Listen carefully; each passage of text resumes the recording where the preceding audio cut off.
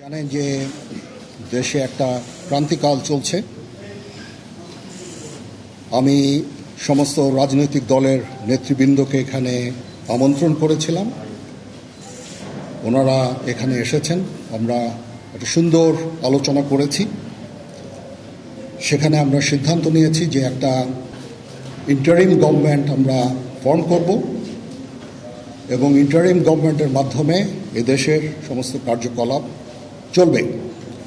আমরা এখন মহামান্য রাষ্ট্রপতির কাছে যাব যে এই ইন্টারিম গভর্নমেন্ট ফর্মের ব্যাপারে ওনার সাথে আলোচনা করে আমরা একটা ইন্টারিম গভর্নমেন্ট ফর্ম করে দেশ পরিচালনা করব।